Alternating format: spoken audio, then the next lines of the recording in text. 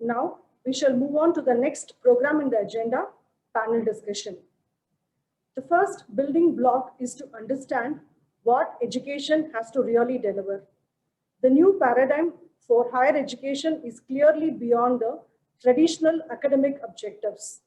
There is a talk of skills, learning on the job, practical training, and higher education is also connected to employability.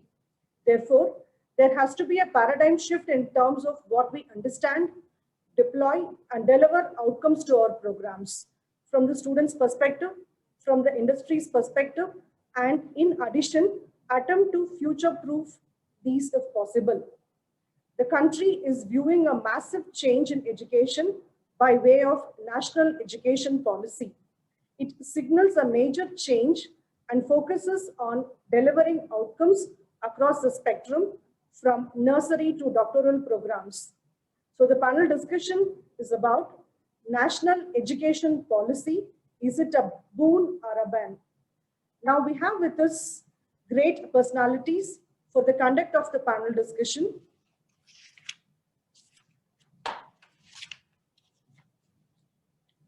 Panel moderator, Dr. Lalitha Pillai, advisor, NAAC, and former Pro Vice Chancellor, Indira Gandhi National Open University.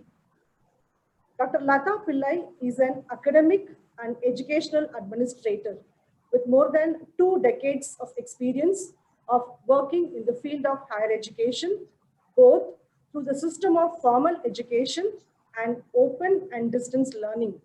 Her areas of professional interest include quality assessment and evaluation, promotion of women in governance, and academic leadership. She is presently working as advisor, the National Assessment and Accreditation Council, NAAC, Bangalore. Dr. Pillai has previously served as Pro Vice Chancellor of Indira Gandhi National Open University and Education Officer and Deputy Secretary with the University Grants Commission.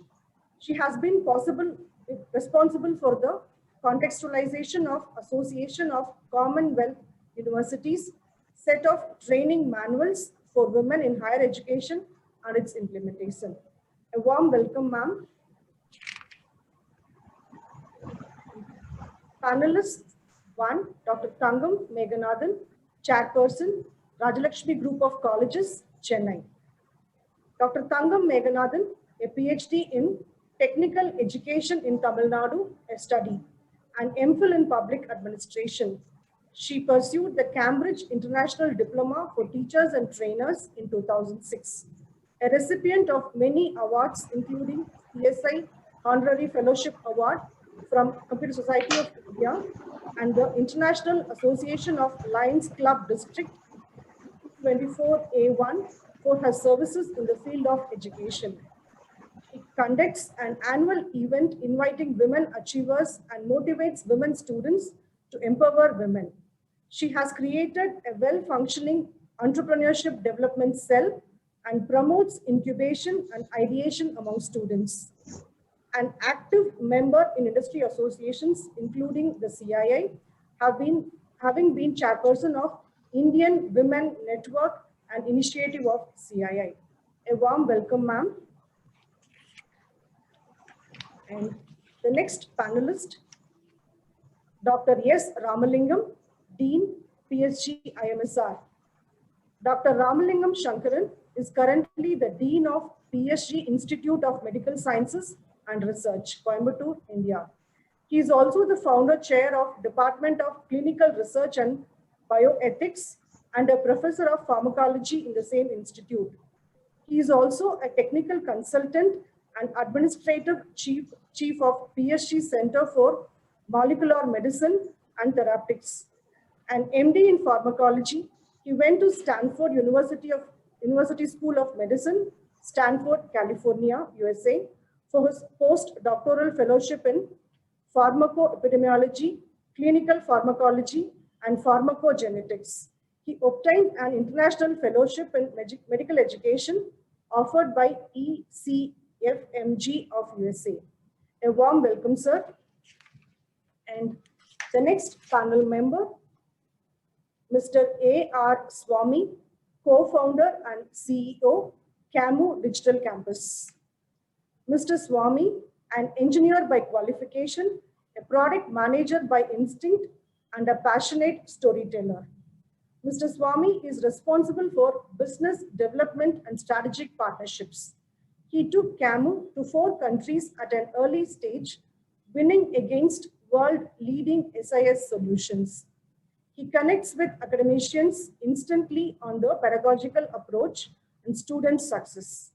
His in-depth understanding of the educational domain helps him offer tailor-made solutions to specific challenges of customers. A warm welcome, sir. Now over to moderator, Dr. Lalitha Pillai, to start the panel discussion.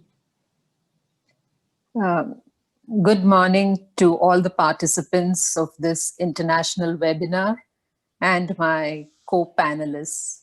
At the outset, let me congratulate PSG Institute for taking the initiative to conduct this webinar on a topic T-shaped education. I think the national education policy speaks about all this without mentioning T-shaped. Since we have about an hour and I have 3 eminent panelists, we thought we'll go about it in a conversational style with a brief introduction and a few important areas that the NEP has touched upon. We may not do justice to most of what is there, but let's look at the positives and negatives of the NEP from our angle. The NEP 2020 is said to be the first educational policy of the 21st century. It is aspirational in that, by 2040, it expects that India will be a nation second to none as far as education is concerned. The policy is exhaustive. It covers school education, vocational education, higher education, lifelong learning, teacher education, technology, and a whole lot of areas. It's been exhaustive. It's the outcome of a large number of deliberations, feedback from stakeholders, and people across various verticals have given their inputs for this policy. Student centricity, flexibility, autonomy are the underlying themes of the entire policy. And as we go along, we will see how the policy unfolds. Nevertheless, we are all aware that as a country, we don't lack good policies. The devil or the proof of the pudding lies in its eating, and hence implementation is a crucial factor. We at various educational institutions are expected to conduct a number of meetings to see how much of the national education policy we can translate into action. What are the methods and mechanisms that we can put into place even before various bills and acts come into play? So there is a lot of spade work, which I think institutions can do. And a meeting like this opens eyes to several opportunities that we all are looking forward to.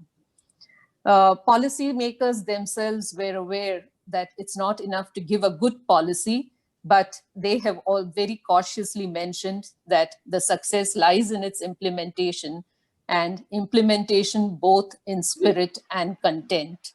The policy is progressive, it is transformational, and it's... Can you hear me? You can hear you. Yeah, okay. It's progressive, it's transformational, and as I said, there is a new institutional architecture itself proposed by the policy. To take the conversation forward, amongst my panelists, may I request Dr.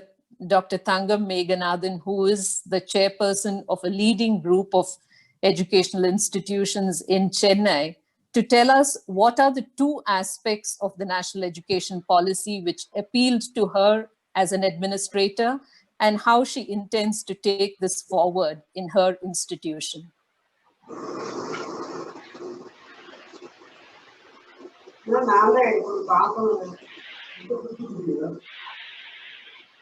Is Dr. Thangam Meganathan there? Yes, ma'am. Yes, ma'am. She has just joined, ma'am. Okay, so will want to give her some time? Yes, ma'am. Can we please direct this Okay. question? Yeah. Okay. I can see Mr. Swami here.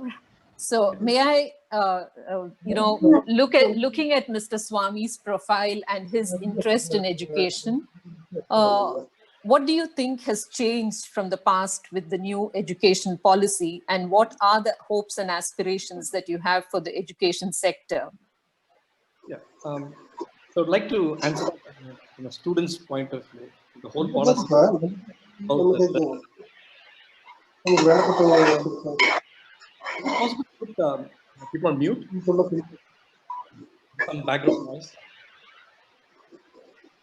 So I'd like to answer, approach that, take that, respond to those questions from as a learner. The most exciting aspect of the policy itself is the fact that we're approaching it in a multidisciplinary and a transdisciplinary manner. Okay, that's pretty much a given. If you're outside of India, in countries of all kinds, that ability for the student to have choice, to be able to shape their education, the journey through the education institution, and after that is there's quite a bit of choice that's given. I think there's a long way to go in India to liberate the student to be able to do that. So there are students taking a particular program, sitting in the same classroom. Each one's got completely different aspirations. So the NEP 2020 is sort of talking about the cluster of creating clusters of education, the knowledge hubs, multidisciplinary universities. நீ already 50 காலி வேண்டு போலையா? So it will be possible. That's a very exciting aspect from a learner's perspective, to be able to, and also mixing along with that, mixing up things, giving in additional options on art, music, culture, and getting a grounding on our own tradition and our own roots as well. So that gives a much more well-rounded education platform for education for the learner. It also gives them the flexibility and choice to be very precise on what they want to do and exactly go through the journey as they prefer. That I think is the most exciting aspect and I would really look at it from a learner's perspective. Then making the, and obviously close to us, close to me personally, is the digital, being open to the digital aspect in education. If you look at a lot of the verticals, if you take the banking, the insurance, and the manufacturing, all the sectors have gone very far in terms of you putting digital tech, digitalization, putting in a digitalization strategy and a digital roadmap in place. I think it's long overdue for educational organizations and to be able to take that. So what that offers, it's not just about being digital. First of all, it's about availability of content. It enables lifelong learning. It gives equal access to students, for the learners to get access to content, access to learning resources, and be able to learn at their own pace. So these are two aspects that sort of fascinate me in NAP 2020. Okay, thank you, Mr. Swami. I just saw Dr. Thangam Meganathan. Madam, if you are there, may I request you to give your views on the large multidisciplinary universities which are expected to come over a period of time, and the phasing out of affiliated colleges? How do you think this will happen? What are the opportunities? What are the challenges? Opportunities, I say, because all along we have been blaming the affiliation system for all the ills that we have, and we want it to be free. But now in a number of meetings that I participate, I hear that, how are we going to do away with the affiliation system? So what are your thoughts on this phasing out of affiliation and, creating large multidisciplinary universities? Thank you very much, madam. Good morning to everybody. It's a great pleasure being part of this wonderful organization. I think we've been having this discussion on new education policy on several forums. But, I would at the outset say any policy per se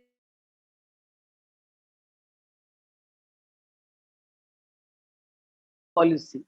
And this policy has come after after about a couple of decades plus. So we've been looking for a newer policy because as things change in terms of technology and human perception, everything, and policies also will have to undergo a change. We cannot stick to old policies, so newer policies will have to be formulated, and how they are being implemented, because this new education policy is yet to take off in terms of executive action much. And in the meanwhile, this pandemic has also come about, and so we really are not. So let me stick to what Madam has suggested about multidisciplinary universities and phasing out of this affiliation pattern.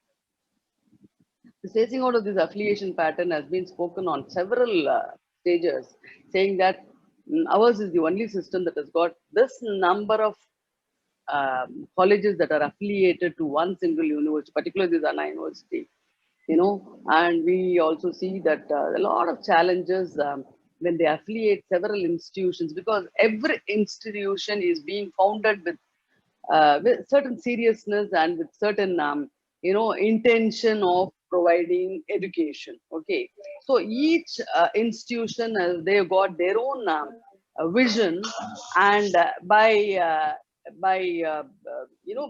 giving autonomy to more number of institutions, there can be freedom in terms of I'm hearing some other noise in between. Ma'am, we have muted, ma'am. Sorry, we have muted them. Yeah, she's also muted. Suja.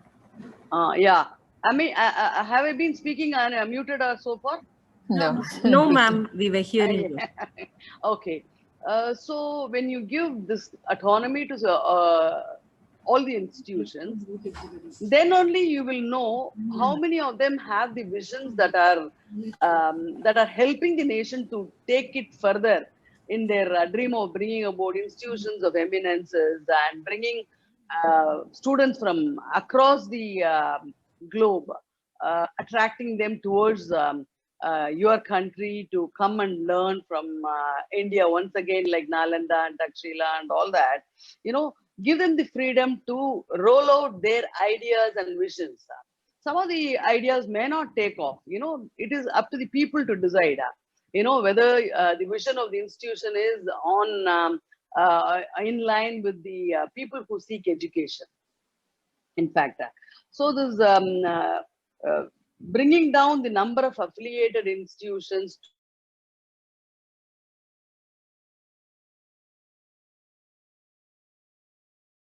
right path. But there is one particular thing that I have been, in fact, wondering about. They are segregating this higher education institutions under three categories of research institutions, research and teaching institutions, and only teaching institutions. This is where my confusion comes about, particularly when they say research institutions. They have to also talk about the student composition. When you're talking about only research institutions, I am assuming it is all the PG students and above, like IISc. They admit only PG students and above. Yeah. I'm hearing some of the conversation in between, please. Yeah. So if it is only research institution, then it is PG and research alone that will be entertained, I assume. And if it is research come teaching institution, I'm assuming that they are meaning like hello, I'm hearing some of the conversation in between. Is there a problem with my? No, ma'am. The audience, may we please request the audience to keep their mic in the mute? Kindly keep all your mics in the mute. Thank you. Yeah, and research and teaching institution, maybe I'm assuming that we would have teachers who have only research qualification, and meaning PhDs, doctorates, and who will promote more research as well as do teaching. And when they talk about teaching institution, I'm assuming that it could be just the kind of students that you prepare for the sake of the industry. When it is just a teaching institution, it can be more a skill oriented, like prepare students for the industry. That is your agenda. There is no research component in it. And to say that undergraduate students at the end of the fourth year, they can be given a already there is a minor research, I would not call it a research component, to think freely component in terms of project. That is 8th semester project. But would you go ahead and call them researchers? I'm not too sure. So undergraduate education by far would say to prepare them for the industry and also to make them think, do all the higher order thinkings. And so this is one confusion. So if the student composition can be decided, saying that like IISc, research institutions will have only PG and above, and all the teachers will have to be necessarily with doctorate and preferably with patents, and focus more on patenting and things like that, higher order research and teaching institution. This needs clarity when you have bifurcated the higher education institutions under 3. Another thing is about accreditation is again a thing, like, they're talking about they'll bring about changes in terms of bringing some private bodies to do the accreditation. Ma'am, if I may intervene, can we come to accreditation a little later? Yeah, okay. I'm sorry. There is no, thank you. Thank you for your input. Yeah, thank you. Thank you for your inputs on this. I'm all for autonomy. Okay. Yeah, I think she's brought about a vital point of the NEP, which is actually the classification of institutions. And the NEP clearly says that they don't want institutions to be in silos. They have put it on a continuum from research-intensive universities, teaching-intensive universities, and autonomous degree-granting colleges. So they want this on a continuum, but yes, greater clarity will come in when we operationalize. I see Professor Ramalingam with us. Professor Ramalingam, thank you for joining this panel. You come to us with a lot of experience. You come to us with a lot of experience in the medical field.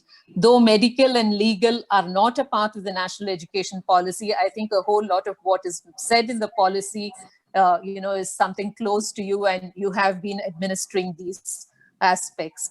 Would you like to speak something about the flexibility that the national NEP talks about in terms of credits, academic bank of credits, and also in terms of the research foundation that they have mentioned?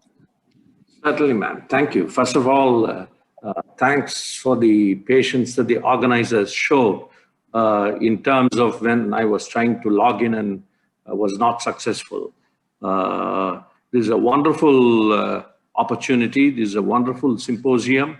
And in reality, it got me thinking as to what T-shaping was. T-shaping appears to me, exactly what we do in medicine. You undergo MBBS and then specialization. So something like that. Anyway, directly to answer your questions, see, I am reminded of there are certain types of scholarship. The scholarship of discovery, which promotes research, and then scholarship of teaching, which again is another type of scholarship. I think new education policy makes room for both by having teaching intensive universities as well as research intensive universities. The national research policy, something like on the lines of MRC, the Medical Research Council of the United Kingdom, of course, NIH of United States, is specifically designed with respect to medical education to promote biomedical research related to disease and health. From the perspective of medical education, we have already transitioned into, though little beaten back by the prevailing COVID situation, we have already transitioned into what is called competency-based medical education, CBME, which is a far cry from what we were learning, and also even the recent batches.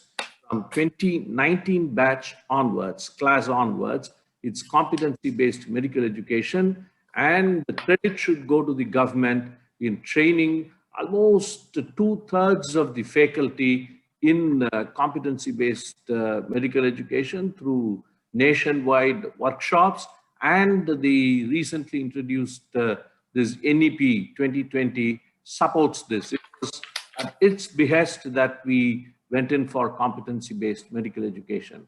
So from the point of view of medical education, I see that there is room for scholarship of discovery as well as scholarship of training. And then there is, impetus for biomedical research related to health and disease, and also competency-based medical education. Did I answer some? Yeah, I think the questions? academic bank of credits is something that you, I don't know if you would like to refer to it, or maybe the next speaker, I could request Mr. Swami if he has thoughts on the credit structure. What would you like to say, sir? Yeah, the academic bank of credits, again, would be quite critical in enabling that student, the flexibility for the students. The idea of completing 1 year of education or 2 years of education, and then you need to take a break for whatever reason, and then your credits are still sort of centrally available, and then you could pursue whatever you'd like to pursue in life, and then come back and be able to just take off wherever you left. That's a great enabler. So compared to boxing the education system into, that's your 3-year program and that's your 4-year program. So this sort of gives that the flexibility to do things. And so if you look at that, and going forward, the future is going to be more around, the workplace is going to be very different. People are not going to be after jobs. People are going to be professionals. They're going to be doing work. So making a career is going to be around doing work. It's not necessarily around a job. So this method of aggregating things as and when you want to aggregate, learn a few things, get into it, do something else, and come back, and then also blends very well with the concept of lifelong learning. So I will study whatever I want to study when I have time and when I need to acquire those skills. I will go about doing that. Later, I can string it together and acquire a degree. That gives a lot of flexibility, and it gives motivation for people to do bits and pieces and keep and promote the concept of lifelong learning. I think we are all agreed on the the rationale for this entire academic bank of credits. But from your experience, could you tell us what are the challenges you think that the system faces in implementing this? Yeah, in terms of the accountability, is there a framework to be able to accurately assess and not make this such a subjective and a manually intensive process? So how do we go about? Do we implement a technology like a blockchain technology where everyone's credits registered? So we're just able to query off a common platform to look at who's left off from where, it just becomes public authenticated information. Then that sort of enables. But in today's situation, I think there's a lot of work to enable that. So how do I just go from one place to another place at a different point in time and just be able to continue? The policy, it's all fragmented and it's in silos. So maybe a concept like a blockchain where you do every academic credit or every academic qualification and bring all of that into a commonly accessible framework, like a blockchain framework, would be a way of going forward and enabling this. Madam Meganathan, you made a reference to accreditation. The NEP talks about graded autonomy. It talks about graded accreditation as being the criteria for many things. Have you got specific views on this matter? Yes. Graded autonomy is something that what I am assuming what they mean by graded autonomy is like institutions with lesser experience of running the institutions to be given lesser autonomy. And as they progress running the institution, become experts in running institutions and earn a great name, and students are satisfied and their students are doing well, then more autonomy can be given. So the same way, I suppose this accreditation should be actually the other way around.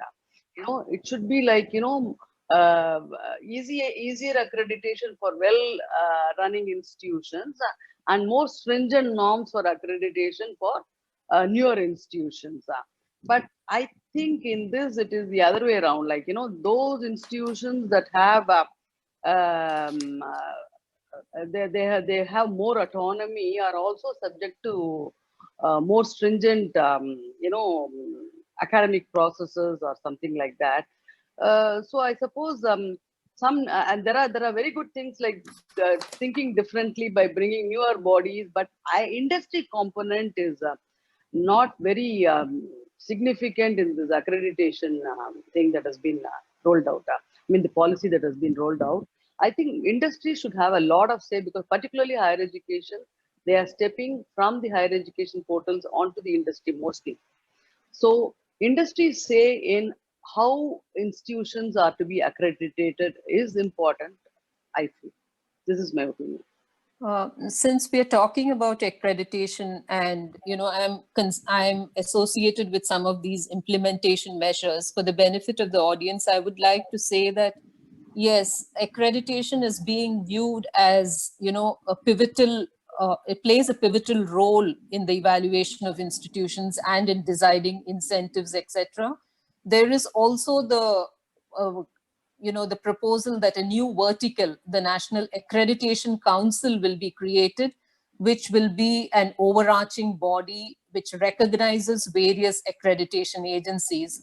Dr. Meganathan made a reference to private players. There is a possibility of government, semi-government, quasi whatever, and private players. And this body, NAAC, will look into the credentials, registration, etc., of accreditation agencies. So that entire ecosystem is going to have some changes, as the policy rolls out. The policymakers have also said that the entire NEP will be launched in various phases, and so maybe it cannot be all things together at once. Professor Ramalingam, would you like to comment on the statement that the policy makes that mentoring is a very important part of the whole, education system, mentoring of colleges, not of students, and mentoring of not so good colleges by the better colleges should be taken up on a mission mode. What are your thoughts on this? Certainly, ma'am. In fact, this idea of mentoring by the stronger ones, the so-called yet to develop ones, comes from the fact that there are a few performers called positive deviants. See, the ecosystem is about the same for everybody. Some perform well, others don't. Those who perform well are called positive deviants. And among the students, we do know we have the positive deviants, tutor those who are not performing well. And even among the institutes, the challenge would be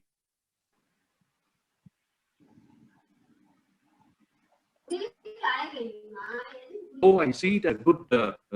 How will institutions operate? That's a challenge. Okay, right. So especially there is a lot of friction among the institutes in that one tries to outbeat the other, and therefore the spirit of competitiveness has to grow a little less pointed, and the spirit of cooperation has to come in. If that comes in, this mentoring is good. So that has to be brought in. It's a great idea. It's a great idea, but I don't know in practical terms, how would this work out? I'm yet to see. Right now, I do see this happening in the sense the National Medical Council, the NMC, has recognized certain institutes as nodal centers for training to other institutes which are attached to it. It comes as a directive.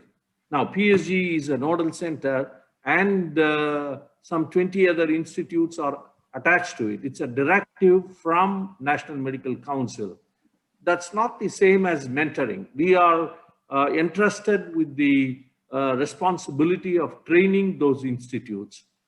It's not the same as mentoring, actually, but then it's happening in a different way. So there has to be a spirit of cooperation, replacing the spirit of competitiveness. Otherwise, I see that as a significant challenge. Yes, looking at the schemes already rolled out for mentoring, somehow there is a sense that, what is there for me? The mentoring colleges feel that what is there for me, because it's all a lot of competition. So I think much more work needs to be done as to how we would mentor. And, at the end of a certain period of mentoring, if colleges don't live up to the or come up to the expectations. The policy says that, for example, in terms of affiliated colleges, they say that they will be constituent colleges and they will not be autonomous degree granting institutions. So that is a challenge as to how mentoring would be, formalized. Mr. Swami, the national policy also speaks, of being rooted in Indian ethos. Contributing and transforming India substantially into an equally vibrant and, equitable and vibrant knowledge society. There is reference to the importance of Indian languages, also crafts, preserving all of these. What's your take on this? Yeah, it's sort of connecting the past to the future. So there are many other countries which have been very, very successful economies. Take China, Korea, Japan. So there's a clear evidence of having done a lot in their own language. So it's important to, so there are certain aspects on the personal and societal fulfillment. It's a very important aspect of happy, and that's what leads to a holistic life. So to be completely separated from those aspects, and education being simply focused only on knowledge and knowledge in a different language. So we've sort of adopted that method as extreme importance given to a specific language, and pretty much everything's modeled around that language. But how much does it fit in from a holistic life point of view? What is my culture? What's my tradition? What do I speak at home? It's my personal opinion that I personally would, and it's my personal opinion that taking quite a bit of that into the learning ecosystem, like the art, music, and culture, having that, and it's okay to do this. It's actually important to have that holistic, well-being.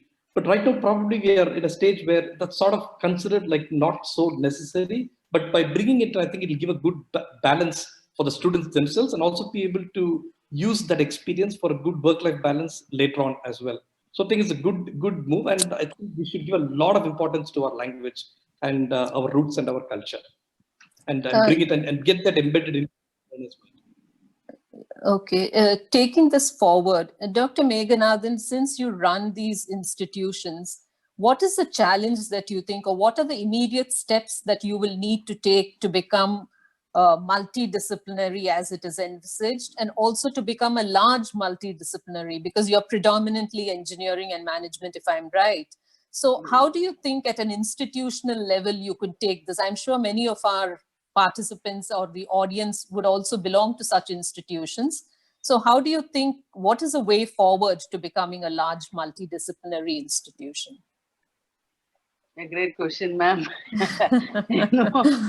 Becoming a multidisciplinary institution, even for instance, IITs is, IITs are not getting ranked on the world thing. I understand is because they are mostly on technology.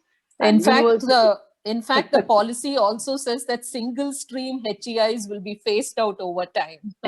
Okay. Yeah. So I would say like it has a lot to do with, multidisciplinary. When you think about progressing like from an affiliated to an autonomous to a university and then a institution of eminence and all that, a lot to do with the policy makers, where like when you show interest, when a particular institution is showing interest in becoming multidisciplinary, initially they have to, of course, apply for permissions. Those permissions will have to be looked into, and then all inspections need to be done, and then they need to check whether the interest is also going well with the facilities and the capability of the institution to roll out whatever they are wanting to roll out. And also depends on, I would say, all the stakeholders' interest needs to be taken care of. Like when you want to become a multidisciplinary, today now there's a lot of thing about medical education, so assuming that nothing should go linear, like you cannot say, oh, let's become doctors, let's become engineers, let's become artists, let's become. You have to have everybody in a society, and an institution should have a proportionate number of students. They should have the facility to provide that kind of an education. Say, let us say if it is today engineering education, or particularly the software technology oriented education is needed a lot more, and you need more manpower towards that, and you need lesser manpower towards though it is equally important, like art and culture is equally important, you need lesser number of manpower to teach that, so you provide, I mean, more number of people may be interested, but how many will today say, I want to become only an artist, or I want to become but a lot of people will say, I want something to get a livelihood. That is very important overall. So provide education in such a way, provide issues in such a way that it covers the interests of people who are seeking education. There are people who can afford to say, I can wait after enrolling into an UG for about 15 years to launch on a career. So he can go for medical, no problem, or 15 to 20 years it will take for him to establish as a doctor. Or an architect, it will take him some time to establish as an architect. Whereas a software career is an immediate. Okay, if a boy wants a job immediately, let him enroll into this. If a girl or a boy is interested in establishing a career that may call for a lot more of foundational time to come out, then you can go for according. So any institution should be in a position to provide for the needs of all the seekers. So what it would mean, I mean, I think what it would mean is every institution looks at their institution, create institution development plans, look at what their priorities are, map what are their resources available, physical, financial, as well as expertise that they have, and then look into the long term, because the policy says that at least hubs of 3,000 or more students is what they are saying, and at a university in each district is the long term aspiration of the policy. So that's something. Professor Ramalingam, I'd like to come to you on on the governance aspects. We already have so state councils for higher education, state governments, central government, and n number of bodies which are looking into regulatory matters and into quality matters. The policy talks about light but tight regulation. This is, something that it refers to constantly. So how can regulation be light but tight in our system? I mean, we all are aware that that's how it should be, but knowing the ground realities, how would you think we should address it? You have probably raised a very pertinent question here. I do not know if that's the right objective to describe what's going on in my mind. Well, the medical education is one of the sectors where regulations have been very tight. It's not bad if they are tight, honestly, because that's how you ensure a minimum standard.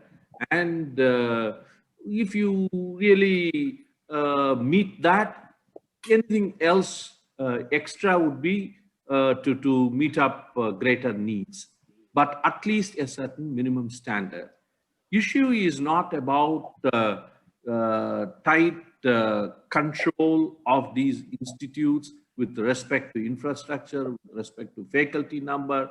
I would say it's our medical council. I do not know how many of you have gone through the document that was prepared in the year 2000, that came out in the year 2000, with respect to infrastructure that the medical institute has to have, with respect to the faculty number that has to be there per student, all that very well defined. I think it's a great document. Where it went wrong, we all know that. I don't think it needs to be stated very categorically. Somehow, this was used for wrong purposes and it became messy.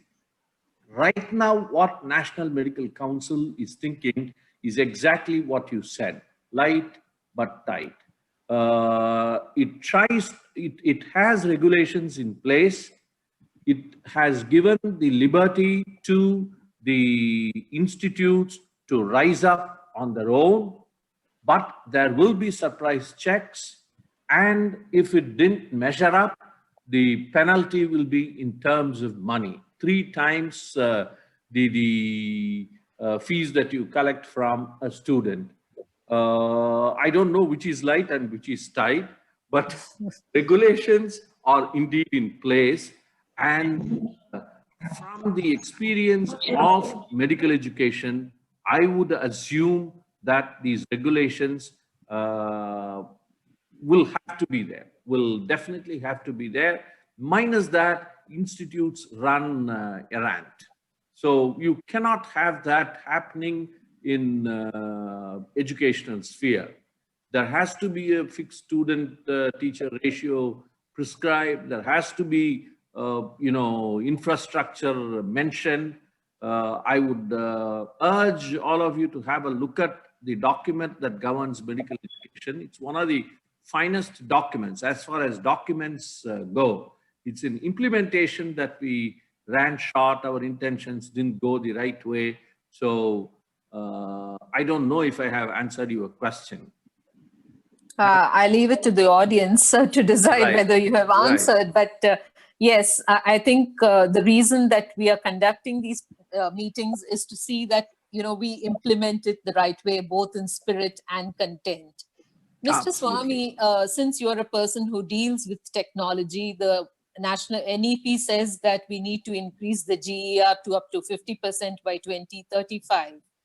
We've seen the response of educational institutions during the past few months to the pandemic, increased use of technology, et cetera, but I'm sure you'll agree that there are many challenges, right from, availability, non-availability of devices, connections, a whole range of issues are there.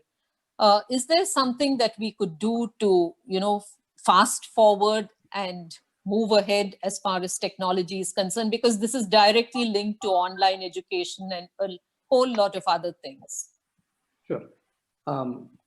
There's an obvious answer to it, which is it needs to happen, and it's almost like air, water, and internet. It's almost become like that now. So obviously, but if you look at the last 9 months, if the amount of the use of technology in learning is just it got adopted. We sort of reacted immediately and had to adopt, in an urgent manner. Okay? It was not planned. It was not in a planned manner, but it happened. But if we look at it now and say this is the level of adoption that will be achieved in India over a 9-month period of time, we would not have been able to predict that. So I think we've done far better than what was expected. But I don't think the challenge is really in that space. That will evolve. Things will happen. There will be more connectivity. There will be more devices availability. All of that, and all of that will take its own course, and it will get there. But I think there's a larger issue to be addressed, or rather another challenge that is in front of us. A teacher in a classroom is that same teacher as effective in an online platform? Okay, that's the real key. Okay, we can sort out I'm sure the internet connectivity and devices will get sorted out. So how are we making that transformation? So there needs to be quite a bit of investment in making the content digitally more digital friendly, usable in digital forums, and the teaching faculty being able to be effective in an online platform. I think there are major challenges there, and also from the learner's perspective. the number of hours, suddenly learners are put into a situation where there's 7-8 hours of engagement online. Is that the right method? So what is the method? How frequent, or what is the periodicity? How many hours of online engagement is good? I think a lot of regulations, guidelines initially need to come up, and then maybe regulated later on the content that we use for online learning. And also, I think NEP also talking about providing some guidelines and also regulating that aspect. So those are the areas where we need to make some strides quickly. I think the framework and the platform and digital platform itself will catch up by itself. That's an area I think we need to invest. Okay. Dr. Meganathan, I would like to shift to another important area which the NEP speaks about, and that is curbing commercialization. Now, it's a huge market that India has, and we're always talking in terms of not-for-profit, etc., etc. But do you think this whole thread of how do you think we should be addressing this curbing commercialization? Curbing commercialization is, as per law, when you look at it just per se, the law says only societies can start educational institutions in India. And the trust law, society law says that you cannot make any profit. If it is only an income and expenditure balance sheet, not a profit and loss balance sheet. So if it is in your income and expenditure balance sheet, if your income is more than your expenditure, you are supposed to plow back into the system. So this is how the whole thing is when you look at it, and anything that is going away from this needs to be, authorities are there, regulators are there, but I don't want media to come into this. The regulators can very well come in and check. The authorities, regulators, the approving body, affiliating body, or anybody, or HMHRD, everybody has got the thing to check whether any commercialization, I would say commercialization and cross commercialization. Any cross commercialization is happening is something, but according to trust law also, the society is supposed to provide all the infrastructural needs and the equipment and everything, the learning ambience, facilities and everything, and running of the institution should come from the fee that is charged. And the fee that is being charged should be nominal enough that it doesn't go against the GER. When we are pushing GER to go up, we should also take care that the affordability also becomes something that is reasonable, that everybody is willing to come in. And I think this commercialization can be easily curbed if the skilling can be promoted. We are not at all promoting the skill education, though there have been several bodies that is trying to promote. From 8th standard onwards, if proper counseling is given in schools in promoting skills, I would say today programming is a skill. It is not, whereas we are calling it we are bringing it in the higher education scenario and making it as a main thing, so skilling to be improved, and so the commercialization, if there are more number of students resorting to skill for the sake of earning a livelihood, this is what our majority of the students are actually. And then, then the higher education institutions cannot go on a commercial spree. I'm not sure if there are enough deterrents in the system itself, or, it's self-regulating. But Professor Ramalingam, I wanted to ask you, the policy also says that it should provide an equitable opportunity to private and public institutions. So what they are actually saying, especially when it comes to the National Research Foundation, presently we know that a lot of private universities don't get grants, don't get competitive funding. So the policy speaks about this equitable opportunity. Your thoughts on the matter, sir? Certainly, ma'am. See, as you rightly said, at the current moment, the private institutes will really have to, measure up much more than the government institutes to be counted as quote unquote reliable by the funding bodies. I mean, we have sufficient experience in that, though we do have national funds, international funds, all that, but the level is, the playing field is certainly not level. But there are very many private institutes which have research as significant focus. Apart from teaching, we establish institutes, separate institutes of research within the whole ecosystem of medical college and hospital. Likewise, of course, in many other institutes which are not medical as well. Now, to be able to claim funds from an ICMR or DST or DBT, it has to be, well, I think it should be a double-blind procedure or some such until the point of granting. After that, of course, there could be, you know, some sort of a check on how you funds or utilization certificates, UCs, but then they could probably drop in and check on the spot in a very subtle manner. And in other words, I certainly regard this, that private institutes should be counted as well as and as level as the government institutes in competing for funds, while competing for funds. Mr. Swami, in the, you know, generally in India, we look at distance learning and online education as an inferior cousin of the traditional system, class to class, classroom teaching and regular. It's there in the mindset of people, employers everywhere, despite all kinds of regulations. Do you think with the NEP and the focus that they are giving on online education and distance learning, this is likely to change? How long will it take? And, you know, what can be done to accelerate the change?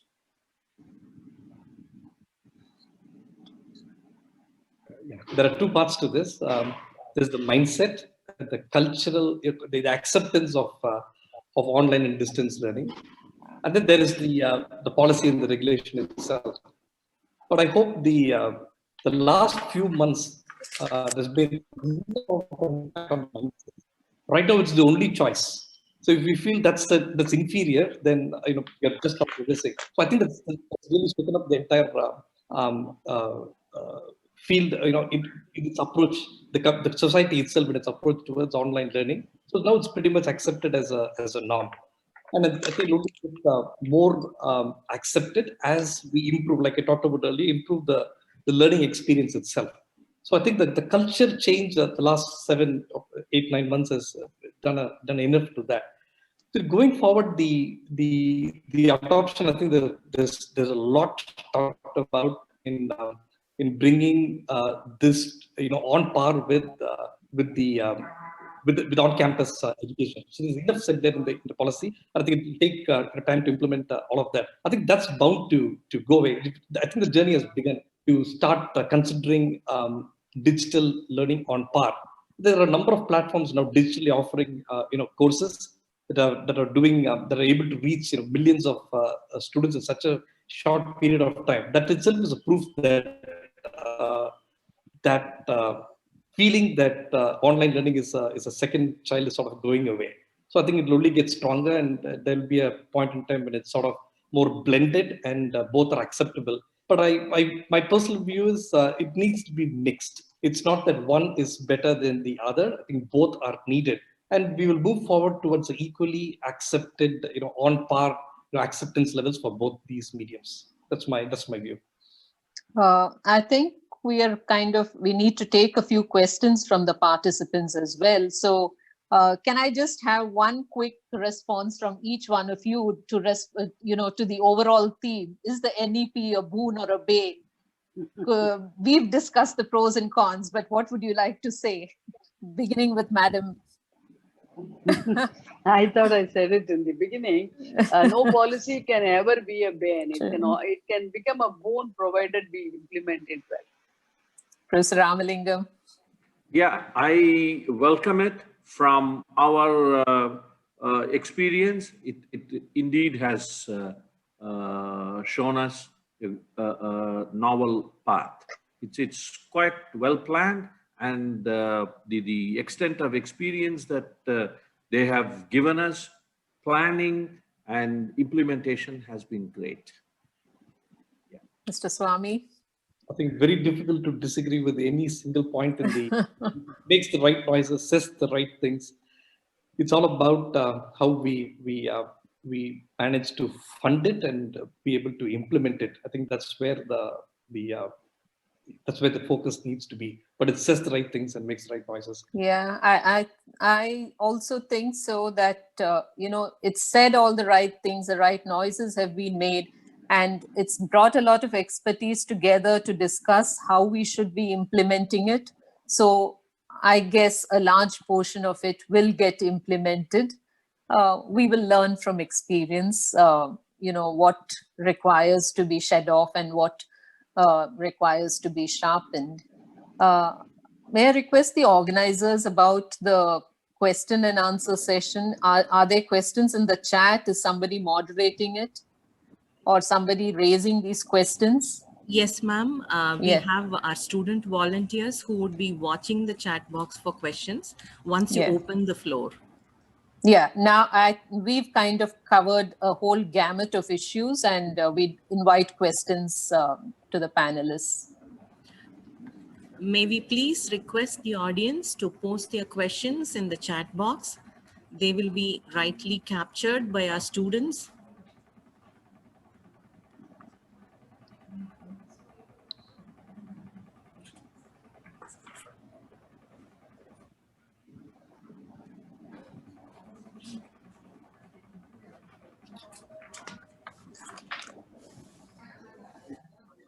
The audience can post questions to the distinguished panelists.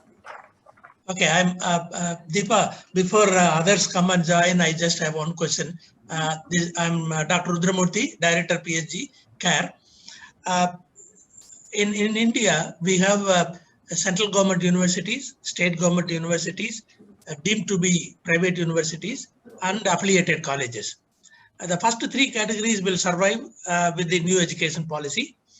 But the private affiliated colleges, less than 3,000 students, and what will happen to them in case if they are not able to get the autonomy in time, 2030 or so?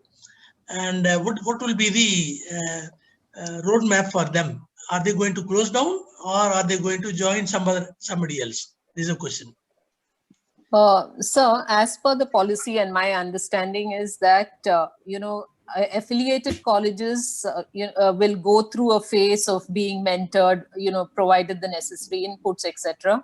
And if they don't become autonomous degree granting colleges, they will become constituent colleges of a university. In other words, directly with the university. This is the intent. Yeah, because the problem is the property belongs to private societies. Yeah, there are a lot of issues. Yeah, issue taking them to government university, or I don't know how this roadmap will. Yeah, that's true. Anybody else has a view on it, panelists? An exit plan has to be there for you know, those institutions that are like, you know, when you buy land for commercial purpose, you turn them from agriculture to commercial. Same way, like from whatever like, you know, the private people own, they need only an exit plan. Some of the institutions that are not able to admit any student, or they are hanging on because they don't know what to do. Okay, that's a good, I think that's a very good point, that an exit plan needs to be mentioned somewhere. True. Yeah. So there's a question from Dr. S. Gauri. Attendance consideration and clearing of the arrear in engineering colleges. How far this compromise is fair in this pandemic situation? Dr. Meganathan, I don't know. No, what is it? Attendance? What is it? Attendance? Attendance consideration and clearing of the arrear in engineering colleges. How far this? No, you can clear arrear only when you are tested and found to be good. Okay, I'm sorry to say this because in an academic institution, we only teaching, testing, evaluation, and research are 4 components. There is nothing beyond this. So teaching follows, testing follows teaching. So you have to be tested. If you are proved to be good, then you are clearing the arrear. You don't have arrear. And then attendance is abroad institutions, they don't insist on attendance. Here, as long as your parents are the financiers for your education, we have to answer them. So attendance also becomes important, because your responsibility to attend classes and then clear your subjects and become something is very important for your parents. Here, still we call parents one of the stakeholders. So attendance is also important. You need not insist so much, like this number of percentage and all. It needs to be monitored. So there's a question. Yeah. Neela Ramachandran, regarding regulations being light yet tight, what is the opinion of the panelists and moderator on the following two examples? First one, not having full-time teachers only as facilitators, but also permitting learning from online faculty from industry academic divisions for certificate courses. Second one is flexibility in proctoring during online assessments in terms of time and data, even with physical proctoring if students cannot. Mr. Swami, would you like to respond? No, I'm not able to. I hear the point, but I'm not able to understand what's the question. Can you please just read the second and third point one more time, please? Yeah, sure, sir.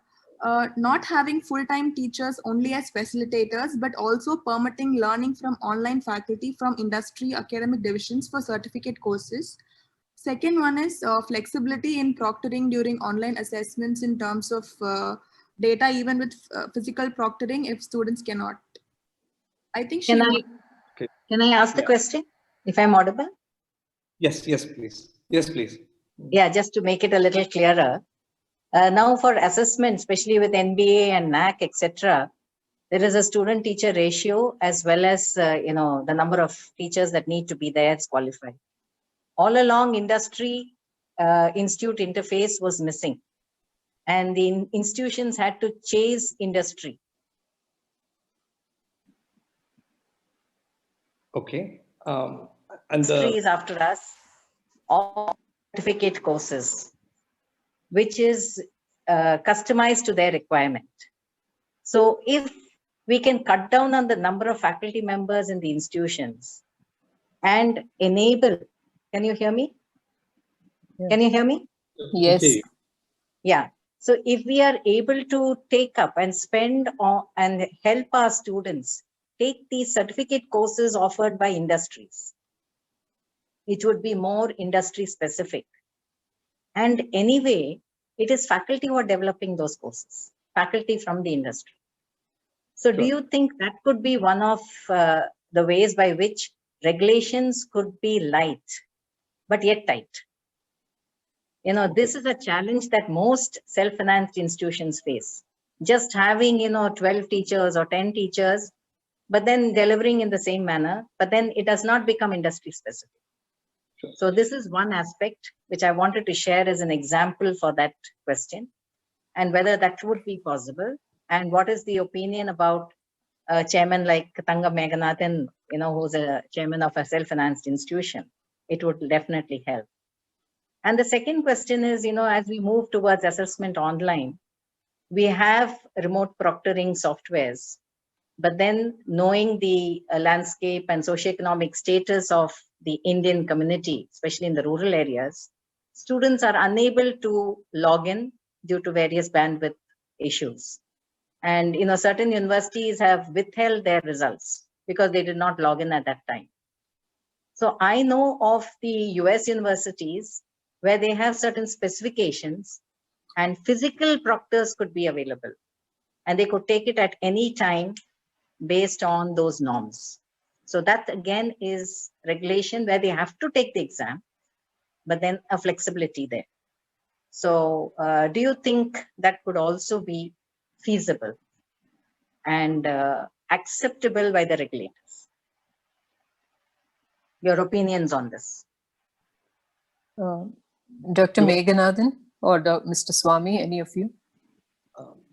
The specific request for the second question to be addressed by Dr. Thangam Meganathan. If that will take up Do you want me to, are you answering the first question now, Swami?